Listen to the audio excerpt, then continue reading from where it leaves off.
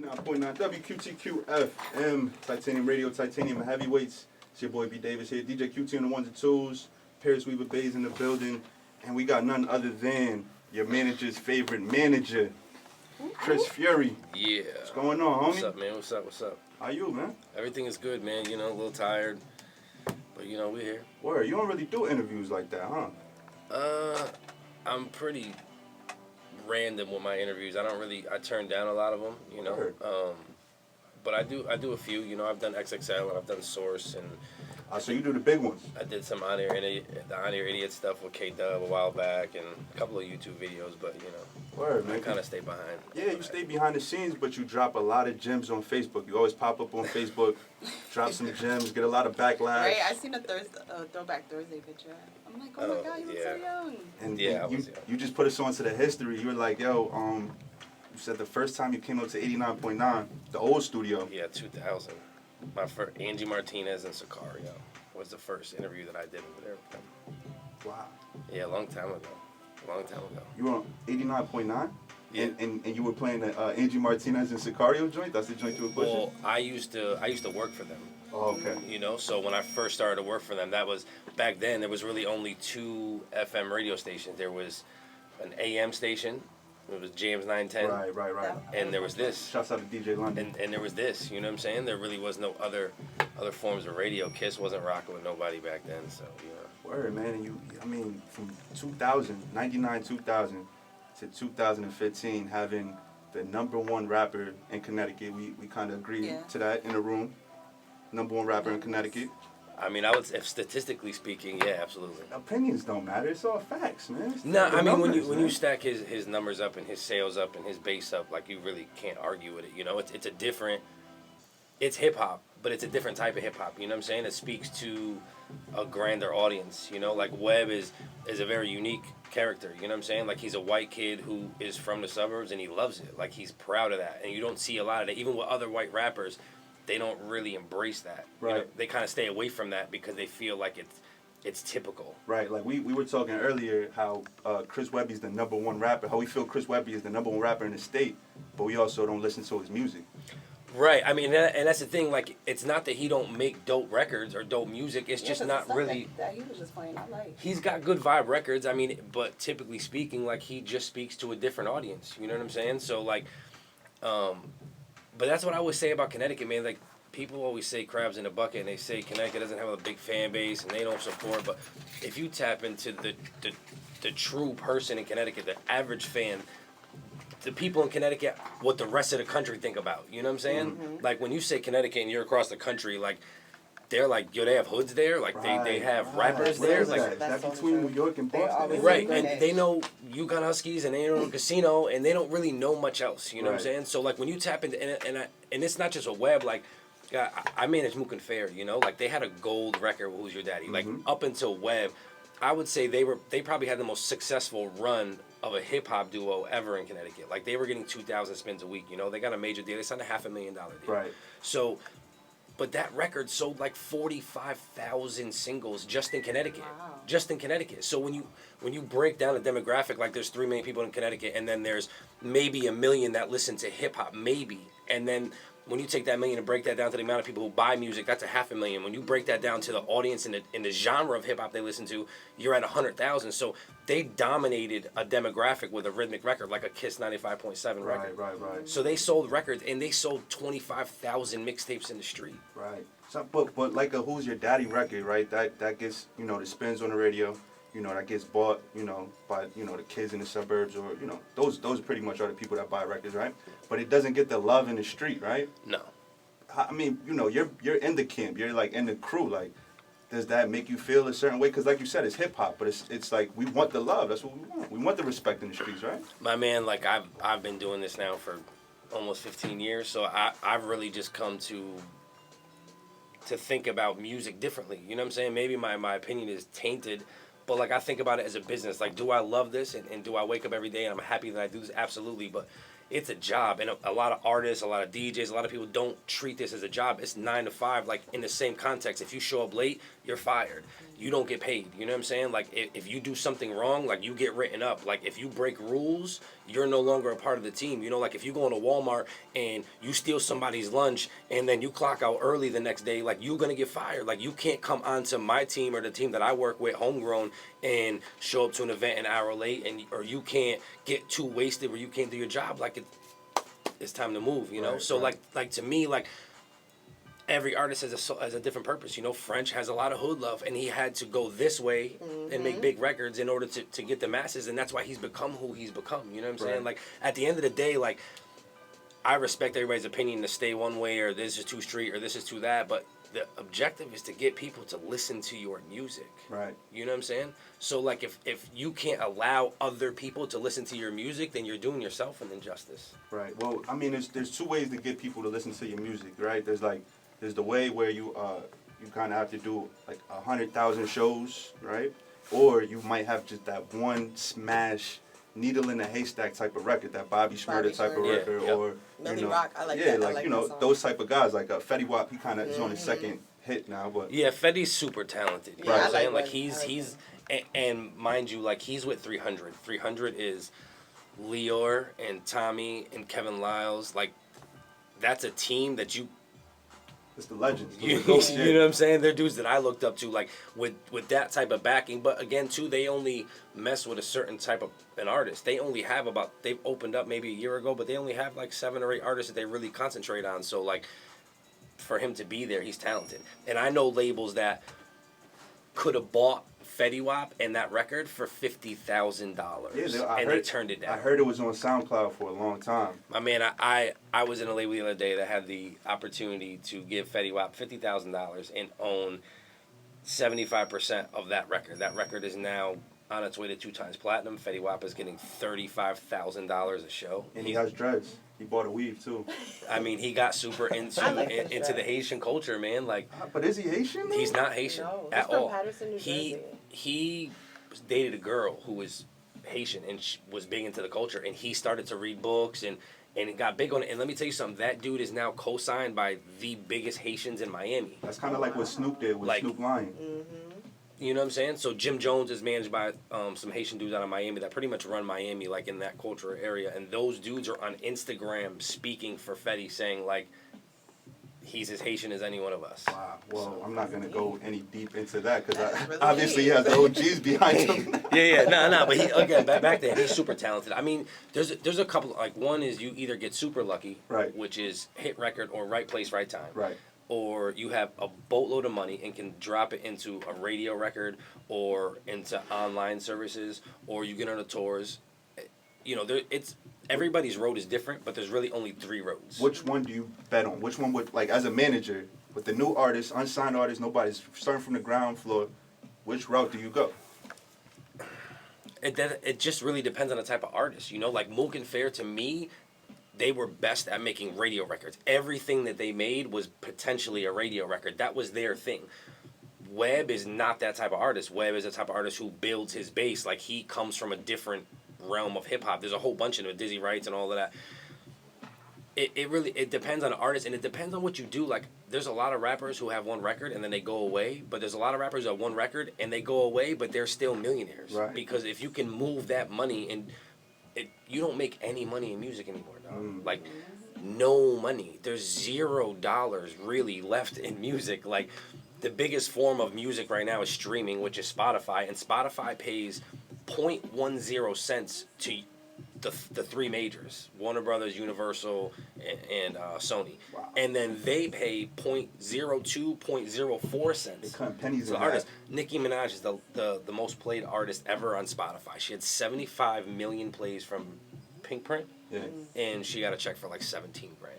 That's why Jay-Z, Did the title. the title Right. thing, I right? love title. I love title. And everyone, you know, it's like the backlash. Everyone was, you know, saying it's too expensive.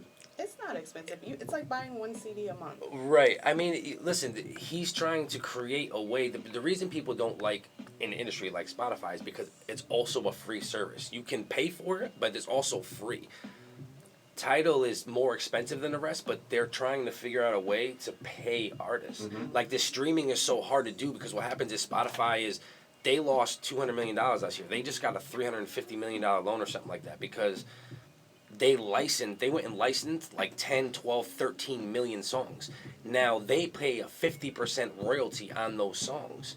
So they license too much music. Like there's too many people listening to Pandora and they're not making any money internally because they don't charge a premium service. Like Tidal can charge $20 and they can divvy those funds up. It's just amazing to me how behind the curve the music industry is comparison to the technology that we use. You know what I'm saying? But it's not even just the industry; it's people. Like, I mean, by the time you're used to your iPhone 5, there's a 6. You know, Right. like there's a year But apart. I mean, you would think that the music industry has figured out to plug the leaks, like to stop losing money. You know? It's too corporate and there's too many people involved. Like, how do you? The music industry has always been 2 to 3 years behind the curve. When it went from tapes to CDs, they were behind the curve. When it went from CDs to ringtones, they were 2, 3 years. It takes them 2, 3 years to catch up. But by the time they catch up, there's a new format already. Like, they just caught on to downloads a year ago. Right. Now they're streaming. You know what I'm saying? So it's difficult, man. And when you have people at the top and it has to trickle down through 300 people in order to get there, it's the same thing. It's like, yo, labels have all this money. Yes, they have money, but when you do something for a label, it takes you 30 to 90 days to get paid. Right. And that's not because they don't have it or because they're slow.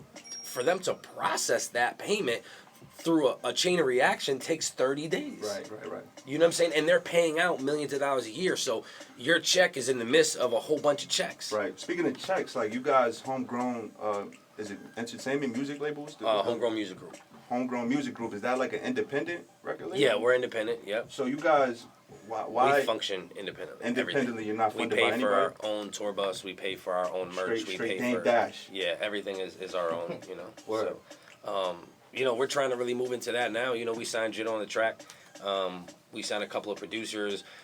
We're about to sign this other kid from Indiana. So we're really trying to kind of be like I don't know if you're familiar with Funk Volume, like Hobson and Jaron Benton. I've heard of Hobson. Yep. They're a huge indie, but basically, I mean, we have a distribution deal physically with E1, and then Okay. we have a digital distribution deal with Ingrooves. Okay. So, you know, our formula is to build a base. Touring is very important to us, so build a base. Like we got Jitta, we put him on tour, dropped the tape.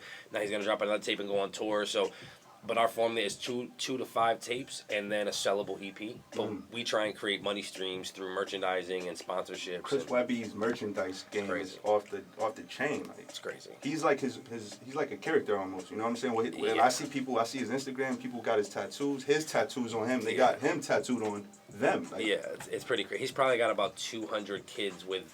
I mean, I've seen kids. I'll show you pictures with his face on their ribs. What is it about Chris Webby? He speaks to a different type of kid, and it's There must be a lot of them out there. but it's probably the biggest group of kids. It was the normal kid in high school who wasn't super popular but wasn't a geek. They were just that in the middle kid, like played sports, smoked a little tree, got drunk, went to parties, like that average kid. You know what I'm saying? Like black or white. So, and those kids are not per se the kids you look to for fashion or you look to for anything in particular. They're just a huge it's like speaking for the person who does construction and the person who's a teacher It's and like the Yeah. blue collar hip hop fans. right. And Webb has been so true to himself, man. That kid gives you his whole life. Whether you think it's corny or you don't like it, like he gives you him. He changes for nobody. He smokes bogeys when he wants to smoke a bogey. He picks his nose when he wants to pick his nose. He talks to women the way he talks. Like, but he's a very intelligent kid. Like that kid got 2 full scholarships to go to a private high school and a college. So he's super intelligent, you know, like Right. with English, like that dude uses words that you could never imagine. But you know, he took a lot of drugs at one point in time. You know what I'm saying? He's kind of, but he loves video games. He loves TV. He loves movies. Like he speaks to that kid. Right. You know what I'm saying? And those kids don't really have anyone to grab onto. If you're from the inner city or you're a real hip hop head, you can grab onto a Nas, a Jay, a Rich Homie, or all of these new cats. But who do those regular everyday kids grab onto? There's no one really that normal. Yeah. Like that's why Kendrick does well. Like here's Kendrick, the most successful artist in the world, and he's got an $1,800 14-inch rope chain Right. with like a $65 pair of shoes, an $80 pair of Levi's, and a black tee. That's why he's been successful because middle America has has And gravitated that's to him. what there's more of Middle America. And his fans are rabid. Mm. You know what I'm saying? Like, there's a difference. Like, Webb's fans are rabid. They will buy what he's wearing, buy what they see him wear, buy what they see him drink. When you go to Webby's show, 70% of his crowd has on his merchandise. I've been there. Toast Place last Christmas. Was it Christmas? Christmas? Right, Thanksgiving. Thanksgiving. Yep, Yeah. right. Ace was working, did a show out there. We performed, but that's kind of like the Jay-Z effect. At one point, everything Jay-Z wore, everything. I mean, My he's father kind of was- he's thought kind of he like was that. Jay-Z. Yeah, he's kind He of like sold that for 2,000 lighters Middle America. last year. 2,000 lighters at $15 a piece. Like, do the math. You know, like, and the kids love him. And he talks to the artist. Yo, listen, in order to feed somebody that wants to buy something, you need to feed them something they want. Right. And it don't matter if it's Best Buy or it's Walmart or it's McDonald's or whatever it is. These companies became who they became because they have what a buyer wants. So as an artist, you have to identify who your base is. You know what I'm saying? Like Dana, my partner in Web, I just came on almost 3 years ago, but they targeted a base and they said, okay, from 13 to 21 suburban white kids, we're going to tackle that demo and we're going to own that demo. And that's what they've done. You know what I'm saying? Like, Webb doesn't have a lot of 25, 28, 30-year-old fans. You know what I'm saying? Like, now that he's getting older, they're starting to come. But for a while, he went after one audience. You know what I'm saying? And it's the same thing. Listen, Walmart goes after one audience. Target goes after that other audience. Like, and they expose the market. So, you know, they did it the right way, man. Like, in homegrown, like, everybody say, well, you know, they don't represent Connecticut. Like, dude, number one, that kid is from Norwalk. Like, he's from the other end of the state. So if you're from up here, you don't hear about that. Do you ever find yourself defending Chris all Webby? the time? I I do it all the time because me, like, I'm a very in-your-face person, and when people say that about him, but know that I work with him, if you know my history, dog, like, I could name you 150 artists from Connecticut that I've worked for free from day one. You know what I'm saying? That, though. There's my point. And as hard as I am to get a hold of and like, I've helped a lot of people. Like, and if you're genuine, like Ace, my man, Ace has been genuine with me since day one, and he's never asked for nothing he didn't deserve, and he's never done nothing but support me. You know what I'm saying? So, like, I'll do anything I can for Ace. Like, any phone call, he'll call me at 12 o'clock, I answer him back. Like, it don't really matter. You know what I'm saying? So, like, you know, with Webb, I do tend to stick up for him, but dog, Webb, that kid got Connecticut tatted across his chest. He got 203 on his ribs. He got 860 on his ribs. Like, that kid, every show he goes to, his opening line is, "My name is Chris Webby. You may not know who I am, but I'm from Connecticut." That kid, almost to a fault, represents this state too damn much. We're in interviews with Complex and XXL and Source, and he's like, Connecticut. Yeah.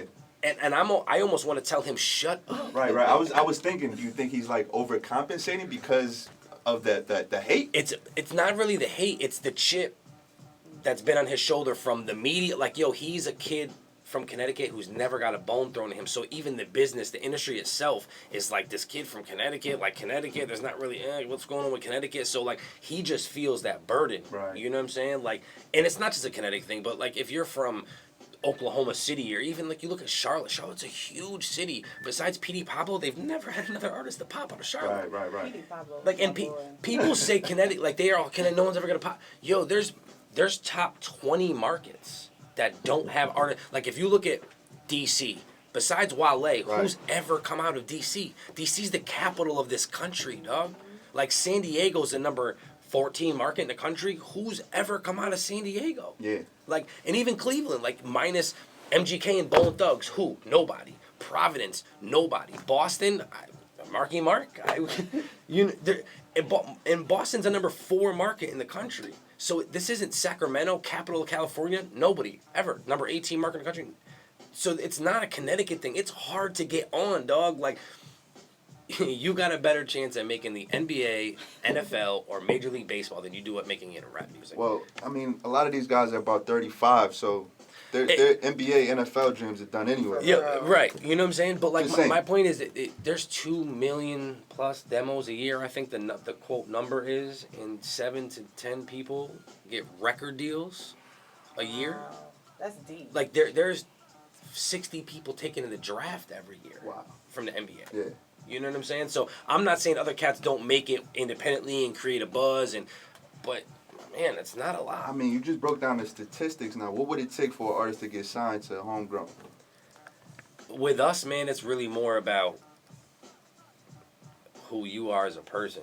You know what I'm saying? Like, it has to fit our mold. Like, that independent stuff is a lot of hard work, number one. Number Right. two, it's very humbling. Number three, you have to play multiple roles, and you have to be willing to be patient, because building independently is not like building in the major system. You know, when you look at Web, like, Web started in 2010. A lot of these Logic, like 2011, G-Eazy, like, these cats have been out for 4 or 5 years.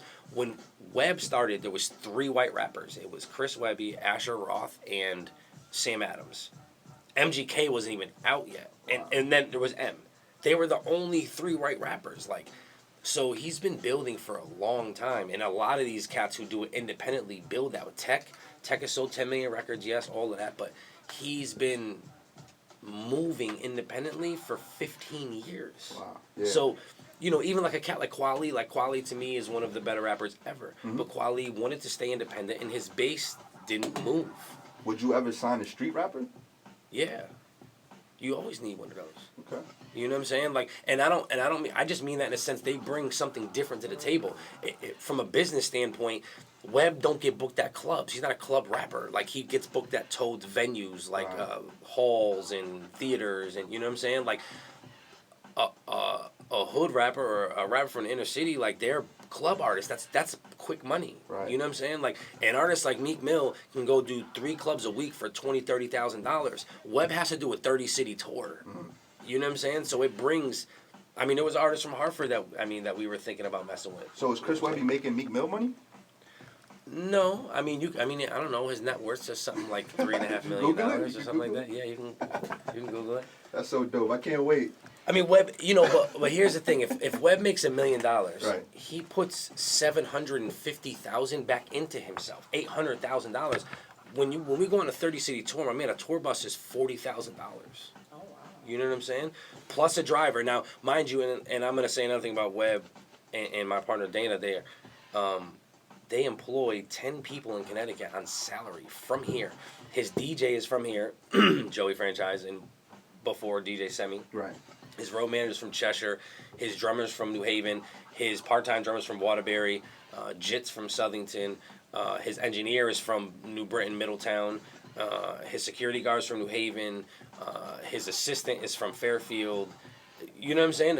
His manager, Dana, is from Cheshire, Hamden. I'm from Southington. So You know what I'm saying? He's feeding Connecticut. He's feeding people. Yeah, And he's even feeding people. even when the DJ and the drummer and whatnot are not on the road, like per se working, he's still giving them a small piece of bread every week to keep them around and keep them working. His video guys from Southington, his other video guys from Marlboro, Connecticut. You know what I'm saying? So like, he hasn't hired anybody from outside to be within the team. You know what I'm saying? And he Right. takes pride in that. Like, so he pays a lot of people's bills. You know what I'm That's saying? what's up, man. Shouts out to Chris Webby, man. I know he's gonna see this interview, man. If he ever wants to pass through, man, tell him the door is open, dog.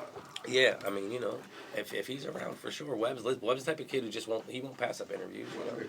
So, but yeah, man, you know, it's a different type of thing out here, and it's not, you know, in Connecticut you just gotta kind of shake and move, and you have to reach real people, and you can't expect something for nothing. I mean, dude, people out here, the people at the radio station, at the other station. What do you think about those type of artists that, you know, they blame the DJs, they blame the I think other it's radio, whack. the big radio I stations. think it's whack.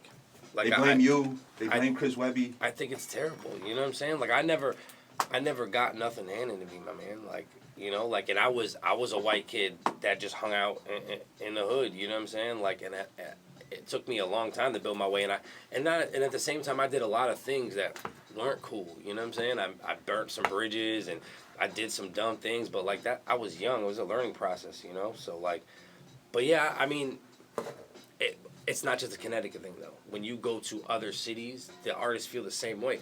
I know stations in other cities that don't want to play a new record from a new artist that's not quote signed because the artist in their city will have a fit. You know what I'm saying? So this is not just a Connecticut thing, but the station out here, man, the big stations, they do what they're allowed to do. At the end of the day, they're a corporate business, and we have in Connecticut. There's a lot of DJs. The rest of the country, there's not a lot of DJs. I noticed that. You go to other areas, and there's stations with nobody in them. You know what I'm saying? No real mix show. Like in Oklahoma, they have one mix show Friday night, one mix show Saturday night. There's no right at 5. There's no noon times. There's none of this. You know what I'm saying? There's not a DJ playing music at 7 o'clock on a Thursday. It's just a computer. So like, you know, out here, like they do what they can do. But again, you're in a small confined area, and if you're not moving, my man, they can see you're not moving. Right. Like, And if you are moving, if you are working, they can see you're working. Right. And listen, Ace, my man, I've never have I heard people say they don't like his music or do like his music. Yep. Mhm. But every single person I talk to be like, yo, that kid works. That's what I'm saying. Opinions don't matter, man. It's the Yo. facts. Do you see me work? Do you see me Listen, working? my team is in the city last week. There's like 4 of us walking on the street, and it's late at night. We came out the studio. We had been up for like 20 hours. And I said, damn, man, today was a long day. My homie said, Ace is working. You know what I'm saying? And it Drop happened. the bomb, Q. Drop the bomb, Q. Yo, he pops up at places, and that's what I try to say, man. You have to build with people, dog. Like this, as much as it costs money wise, the relationships still have to be there. So like, you have to be in the nightclubs. You have to go support these DJs and not ask them to be on a list and go pop a bottle and do these things. You know what I'm saying? You have to be humble, and there's a time and a place to approach people, and you have to be. I don't want to. You have to be a little annoying, but like bearable annoying. You know what I'm saying? Mm-hmm. Like you don't like. You know, when I first met Ace, he was bearable annoying. Like I didn't know whether he was annoying or if he was just working. And then over time, I was like, nah, never that. He's Right. just working. Right, because I feel like the truth and your genuine feelings and motives will come out eventually. Like when they say the truth will come to light. It definitely does. It does, man. There's And a your lot true of artists. persons will come to light. There's a lot of artists who do a lot of good things. You know what I'm saying? Out here. You know, but they lack a lot of things internally, and vice versa. Then when you have someone who's internally doing things the right way, musically they're not doing things the right way. But it takes a lot, man. A whole bunch of stars got to align in order for you to do this right. It's not even a thing where like you're terrible at this and you don't know what you're doing. Like who knows what they're doing? There's no school for music. Like you're not going. I mean, you can go to school for Word. mixing and mastering Right. and like, but there's no school to learn this business. This business is a bunch of people who got brought in by homies of homies of homies. Right. You know what I'm saying? Like, I was never saying, yo, I want to be in the music business. I got an internship by accident at a radio station, and then somebody called out sick, and I got the chance to go on air. You know what I'm saying? So that, and most artist managers are dudes that just came with them. Mm-hmm. And then those managers sign new artists, and then those artists bring on more people. So, like, I'm not saying that no one goes to college, but it's hard to figure this music thing out. But at the same time, there's also Google. So if you have an honest question about something, you can find, implementing it's different, but knowing about it, you should know about it. Like I shouldn't meet an artist who doesn't know about something that has to do with what they're trying to make their career. Right. So I guess my last question, because I know you got to get up out of here. I know you got very, very big boss Man, I things gotta go to to do. the airport, dog. You know. But I mean, there's been a lot of artists that have come out of Connecticut. You know, you've been in connection with Mook and Fair. Chris Webby's the top. We agreed, #1 rapper in And Connecticut. Chris Webby's net worth is $2 million, and Meek Mill's is 1.8, and that's because he has a lot of cars and stuff. Wow. Wow. So Chris Webby has more money than Meek Mills. And dudes get mad at me when I say Chris Webby's the #1 rapper in I don't know Connecticut. why they would get mad. And he has more money than the dude you riding around listening to, man.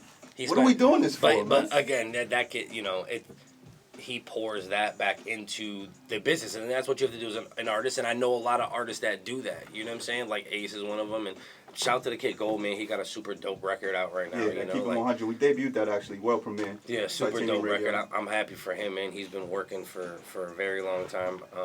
I hope internally he keeps it moving so that he can, because that record's got a shot. Right. Yeah. So you know, you just mentioned Gold. Like, have you seen, I guess, the perfect artist to come out of Connecticut? You know, to hold down the whole state where nobody's mad, everybody happy for No, him. that'll Everybody never wants, happen. You don't think so? You don't think like a guy like Meek Mills or Wale My has man, that? everybody from Philly is not happy with Meek. Yeah. You know, like There's always room for everybody improvement. from Brooklyn is not happy with Jay, dog. Like, it you really just can't satisfy everybody because at the end of the day, like, people are gonna look to take you with them, and which is why, like, Meek will tell you the first thing he did was leave Philly. Like, he still goes back. Don't get me wrong. Like, but my man, you know, I'll even Chinks, rest in peace. Like, that was my homie. Like, but in Queens, dog, like, he was so respected, my man. Like, and not even just on a street level, just on that dude used to smile, and he's been around forever, and like with Stack and all of that, and French and Ties, and yo, that dude would go tour and do arenas with Ross and Diddy and French, 10, 12, 13,000 people, and he would make a lot of money being French's hype man and promoting French, and then he would come do a spot on Albany Avenue for $3,500, my man. You know what I'm saying? Like, that kid. And he made kind of radio-ish, like, that kid did everything he was supposed to do, and he was super loved. And he was on the Verge, man. I think this was about to be his summer. He Honestly, really was. It really rest in was. peace, Doe B. Doe B was another good friend of mine. Like, a couple of my partners had signed him and brought him over to Grand Hustle, and that kid was Alabama's savior. I heard. That's like, what T.I. was saying. He was like his Biggie down savior. south, right? You know, and that area of the country is very poor, very urban, you know what I'm saying, and it has not had a lot of rappers, and that dude, people love that dude. Like, that dude would walk on the streets to kids, and like, and it happened to him in his home city, you know what I'm saying? So like, do I think there's an artist that's gonna come out of Connecticut and get a lot of love? Absolutely. But do I think that artist is gonna get everybody's love? No. Like, that's the, you know, that's like, it's like saying, I mean, LeBron's the greatest player in the world, but people still hate him. Word. But he's still better than anybody else. Who you got in the finals? Last question. Officially last question. I'm gonna take Cleveland at 6. Cleveland is 6. Yeah. All right, I got Cleveland at 5, man. Yeah. Paris, you watch basketball? I just like LeBron. Okay. Paris is a G. She be on This is her first show. This is a big Is it interview. really? Her first Yeah. show. Yeah. Oh, see, she's a G. I've known about Paris for a very, very long time. She works hard. Word. It's 89.9 Kid FM. Shouts out to Chris Ferry for passing through. Yeah. You got any shout outs, anything like that? Just shout out to the homegrown team. Shout out to Ace Working. Shout out to Paris Weaver. Shout out to you, B. Davis on air. QT. Jit on the track. Webb. Shout out to my homies Mook and Fair. I'm in Hartford. Oscar Black. Gold. Shout out to Gold with that Key 100 record. You know what I'm saying? And I that's gotta it. hear that song. It's a super dope Q, you record. got that? It's a Yeah. real All right, we're dope going to record. jump into that. Let P hear that. Cool. It's 89.9 Kid FM. Shouts out to Chris Ferry. Titanium Radio, Titanium Heavyweights. Let's do it. Yeah.